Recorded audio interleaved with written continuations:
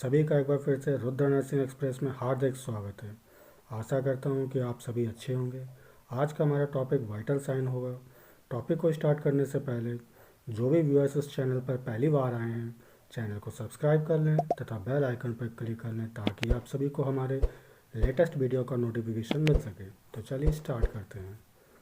Vital sign, इसको जो हम लोग कार्डिनल साइन के नाम से भी जानते हैं। इसके अंतर्गत टेम्परेचर, पल्स रेट या heart rate, respiration rate, blood pressure आता है। सबसे पहला है टेम्परेचर। व्यक्ति के बॉडी के अंदर उत्पन्न ऊष्मा तथा ऊष्मा के क्षय के मध्य के संतुलन को डिग्री के रूप में व्यक्त करना ही क्या कहलाता है? टेम्परेचर कहलाता है। ठीक है, यानी कि इसका मतलब ये है कि हमारे शरीर के अंदर जितनी एनर्जी या ऊष्मा उत्पन्न होती है उतना ही ऊष्मा क्षय होना चाहिए, यानी कि दोनों के मध्य में क्या है? बैलेंस होना चाहिए। और इस बैलेंस को जो है हम लोग डिग्री के रूप में व्यक्त करते हैं, इसी को हम क्या कहते हैं? टेम्परेचर कहते हैं। ठीक है, टेम्परेचर को थर्मामीटर द्वारा नापा जाता है। देखिए ये थर्मामीटर है, इसका ये वाला जो पार्ट होता है उसको हम बल्ब कहते हैं, जो ये वाला हिस्सा है इसको हम स्टेम कहते हैं। ठीक है, इसकी नॉर्मल वैल्यू जो है 36.5 डिग्री सेंटीग्रेड या सेल्सियस या 98.6 डिग्री फ़ारेनहाइट होती है। ठीक है, डिग्री सेंटीग्रेड को डिग्री फ़ारेनहाइट या डिग्री फ़ारेनहाइट को डिग्री सेंटीग्रेड में बदलने का एक फार्मूला होता है जो कि इस प्रकार है: C/5 F-32/9। ठीक है, अगर डिग्री सेंटीग्रेड दिया है तो हम डिग्री सेंटीग्रेड की वैल्यू रख देते हैं और हम फ़ारेनहाइट निकाल लेंगे। इसी प्रकार यदि फ़ारेनहाइट आपको दिया है और डिग्री सेंटीग्रेड में पूछा हो तो डिग्री फ़ारेनहाइट की जगह वैल्यू रख देंगे और जो हम लोग डिग्री सेंटीग्रेड की वैल्यू यहाँ से सॉल्व करके निकाल लेंगे।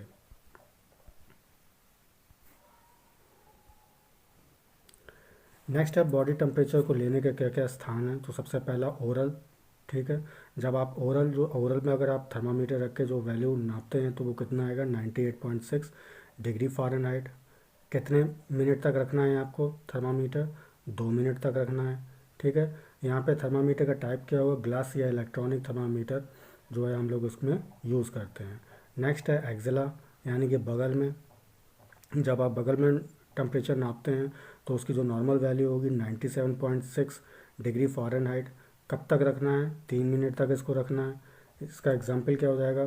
जो थर्मामीटर आप लेंगे, ग्लास या इलेक्ट्रॉनिक थर्मामीटर आप लेंगे इसमें। अगला क्या है? रैक्टम।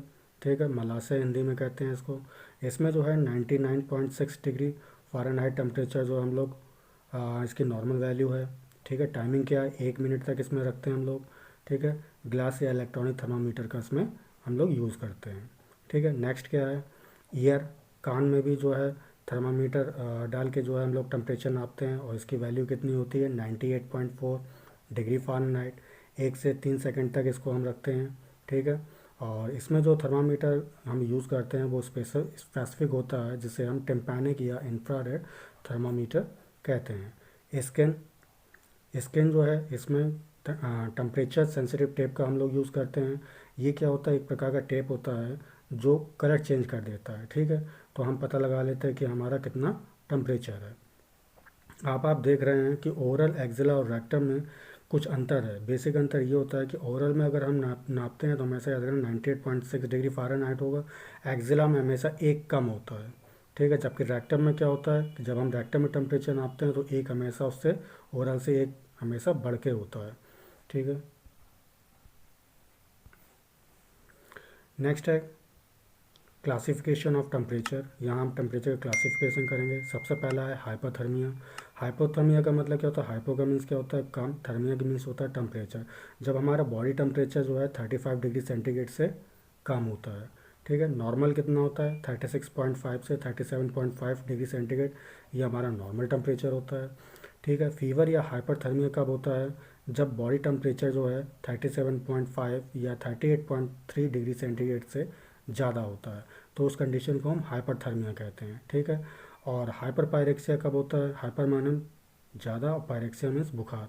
ठीक है, तो ये हाइपर पायरेक्सिया जो है कब होगा? जब आपका बॉडी टेम्परेचर 40 या 41.5 डिग्री सेंटीग्रेड से जब बॉडी टेम्परेचर ज़्यादा हो। ठीक है, और दूसरी बात, सबसे जो इम्पोर्टेंट बात है, जो भी टेम्परेचर का रेगुलेशन होता है वो ब्रेन के हाइपोथैलेमस पार्ट से होता है।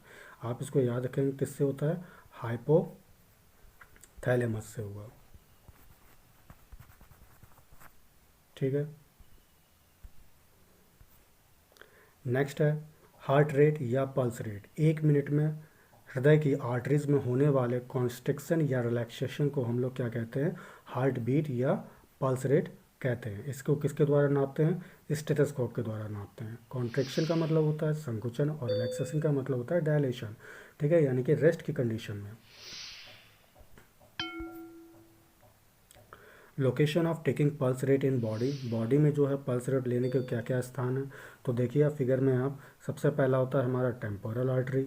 ठीक है, इसके बाद फेशियल आर्टरी, तीसरा है कैरोटिड आर्टरी, ये वाला ब्रेकियल आर्टरी होगी। ठीक है, ये आपका रेडियल आर्टरी, ये वाला फीमोरल आर्टरी होगा, पोप्लाइटल आर्टरी।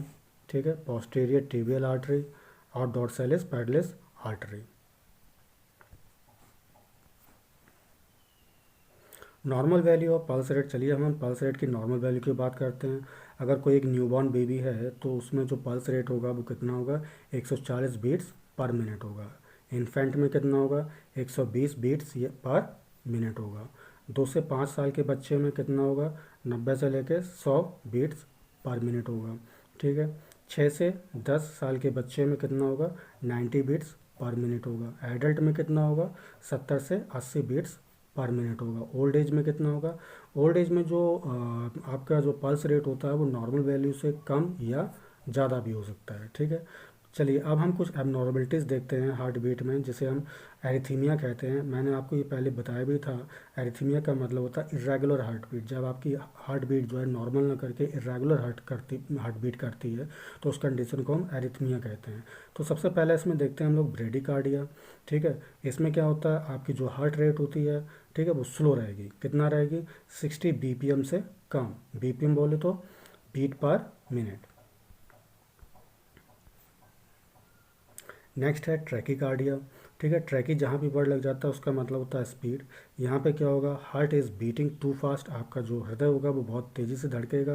कितना होगा इसमें, 100 बीपीएम से ज़्यादा होगा। ठीक है, अगला है रेस्पिरेशन रेट।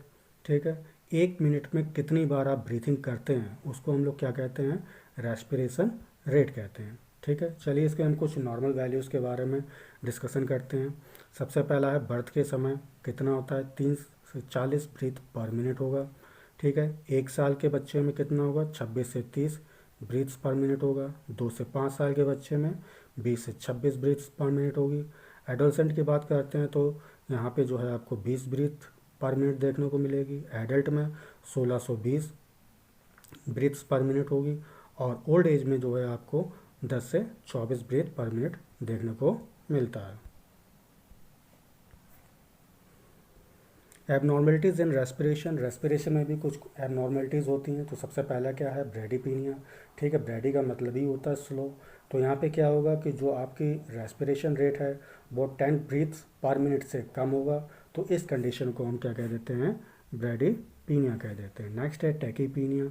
ठीक है, respiration rate is more than 24 breaths per minute. जब आपकी रेस्पिरेशन रेट जो है वो 24 ब्रीथ पर मिनट से ज़्यादा हो तो उस कंडीशन को हम टैकीपीनिया कह देते हैं। डिस्पीनिया का मतलब क्या है, डिस का पहला मतलब क्या होता है, मैंने आपको बताया भी था। डिस का मतलब होता है डिफ़िकल्ट, पीनिया का मतलब होता है रेस्पिरेशन, यानी कि आपको जब सांस लेने में आपको दिक्कत होती है तो उस कंडीशन को हम डिस्पीनिया कहते हैं। एपनिया का मतलब क्या होता है, कोई यहाँ पे रेस्पिरेशन नहीं होगी, रेस्पिरेशन एब्सेंट होती है। ठीक है, एस्फिक्सिया क्या होता है, ऑक्सीजन की अपर्याप्त आपूर्ति होने के कारण जो है रेस्पिरेशन में उत्पन्न बाधा। ठीक है, आपको ऑक्सीजन जो है प्रॉपर तरीके से नहीं मिल पा रही है, जिस कारण जो रेस्पिरेशन की जो क्रिया है वो उसमें बाधा उत्पन्न हो रही है, तो उस कंडीशन को हम एस्फिक्सिया कहते हैं। नेक्स्ट है सेन स्ट्रोक्स रेस्पिरेशन। इस कंडीशन में देखिए क्या होता है, कुछ सेकंड यानी मतलब मान लीजिए लगभग 10 से 60 सेकंड के लिए श्वसन जो है बिल्कुल, जो रेस्पिरेशन है बिल्कुल रुक जाती है। फिर क्या होता है कि धीरे धीरे श्वसन तेज होती है और फिर जो है धीमे एकदम होने लगती है। तो इस कंडीशन को जो है सेन स्टॉक्स रेस्पिरेशन के नाम से जानते हैं। ठीक है, बहुत ही इंपॉर्टेंट टर्म है ये।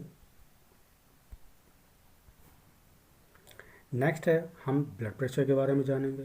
जिस प्रेशर के साथ ब्लड को आर्टरी में पुश किया जाता है, ठीक है, उस प्रेशर को हम लोग क्या कहते हैं, ब्लड प्रेशर कहते हैं। ठीक है, इसे हम स्टेथोस्कोप और स्फिग्मोमैनोमीटर की मदद से मापते हैं। ठीक है, ये देखिए स्फिग्मोमैनोमीटर है।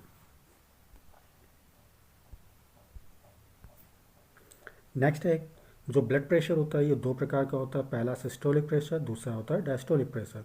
तो सिस्टोलिक प्रेशर में क्या होता है, वेंट्रिकुलर सिस्टोल के दौरान, सिस्टोल का मतलब होता है कॉन्स्ट्रिक्शन, ठीक है, के दौरान जब आपका लेफ्ट वेंट्रिकल ब्लड को एओर्टा में जिस प्रेशर के साथ में पुश करता है, उस प्रेशर को हम क्या कहते हैं, सिस्टोलिक प्रेशर कहते हैं। ठीक है, डायस्टोलिक प्रेशर क्या होता है, वेंट्रिकुलर डायस्टोल, अर्थात जब हार्ट आपकी रेस्टिंग कंडीशन में होता है, तब ब्लड वेसल्स में ब्लड जिस प्रेशर के साथ में वो फ्लो करता है, तो उस कंडीशन को हम क्या कहते हैं, डायस्टोलिक प्रेशर कहते हैं। ठीक है, नेक्स्ट क्या है, पल्स प्रेशर क्या है। पल्स प्रेशर जो है कुछ भी नहीं है, ये सिस्टोलिक प्रेशर और डायस्टोलिक प्रेशर का जो डिफरेंस होता है, उसको हम क्या कहते हैं, पल्स प्रेशर कहते हैं। ठीक है, आपने ये देखिए दो फिगर यहाँ पे बने हुए हैं। एक में क्या है कि जो हमारा वेंट्रिकल है बिल्कुल कॉन्स्ट्रिक्शन कंडीशन में है, दूसरा जो है वो बिल्कुल एकदम रिलैक्सेशन कंडीशन में है। तो ये वाली जो कंडीशन होगी वो क्या हो जाएगा, आपका सिस्टोलिक प्रेशर हो जाएगा, और ये वाली जो कंडीशन होगी वो डायस्टोलिक प्रेशर होगा।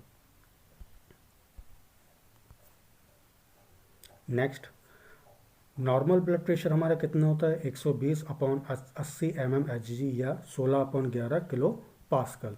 ठीक है, यहाँ पे जो 180 जो सबसे पहले जो वैल्यू लिखी होती है, ठीक है, जो अंश में होती है उसको हम सिस्टोलिक प्रेशर कहते हैं, और जो हर में जो वैल्यू लिखी होती है 80, ये क्या रिप्रेजेंट करता है, डायस्टोलिक प्रेशर को। ठीक है, हाइपरटेंशन कब होता है, जब हमारा ब्लड प्रेशर जो है 140/90 mmHg से अधिक होता है, तो उस कंडीशन को हम हाइपरटेंशन कहते हैं। ठीक है, यानी कि हाई ब्लड प्रेशर। हाइपोटेंशन या लो ब्लड प्रेशर कब कहते हैं इसको, कंडीशन को जब 90/60 mmHg से आपका ब्लड प्रेशर कम हो जाता है, तो उस कंडीशन को हम हाइपोटेंशन कहते हैं। चलिए कुछ नॉर्मल वैल्यूज़ के बारे में देख लेते हैं। एक न्यूबॉर्न बेबी में जो इसकी क्या नाम है, एक जो न्यूबॉर्न बेबी है उसमें जो पल्स रेट होगा वो कितना, सॉरी, जो एक न्यूबॉर्न बेबी है उसमें आपका ब्लड प्रेशर कितना होगा। चलिए आप कुछ नॉर्मल वैल्यू देख लेते हैं। एक न्यूबॉर्न बेबी में जो हमारा ब्लड प्रेशर होता है वो 60 से 90, ठीक है, बटे 20 से 60 mmHg होगा। इन्फेंट में कितना होता है, 87 से लेके 105 तक जो है आपका सिस्टोलिक प्रेशर होगा। डायस्टोलिक कितना होगा, 53 से लेके 66 तक। ठीक है, टॉडलर में कितना होगा सिस्टोलिक प्रेशर, 95 से 105 तक, और डायस्टोलिक प्रेशर कितना होगा, 53 से लेके 66 तक। ठीक है, प्री स्कूलर में कितना होगा, 95 से 110 तक, और जो डायस्टोलिक प्रेशर होगा वो 56 से 70 mmHg तक होता है। ठीक है, स्कूल एज चाइल्ड की अगर हम बात करते हैं तो सिस्टोलिक प्रेशर जो है हमारा 97 से 112 तक होगा। ठीक है, जबकि डायस्टोलिक प्रेशर कितना होगा, 57 से 71 mmHg होगा। ठीक है, एडोलेसेंट में क्या अगर हम बात करते हैं तो यहाँ पे जो सिस्टोलिक प्रेशर आपको देखने को मिलेगा वो 112 से 128, और जो डायस्टोलिक प्रेशर होगा वो 66 से 82 mmHg जो है आपको यहाँ पे देखने को मिलता है। यदि आपको ये वीडियो अच्छा लगा हो तो कृपया लाइक, शेयर और कमेंट ज़रूर करें। वीडियो आपको कैसा लगा कृपया हमें ज़रूर बताएं, जिससे कि आपको अच्छा से अच्छा कंटेंट प्रदान किया जा सके। Thank you so much.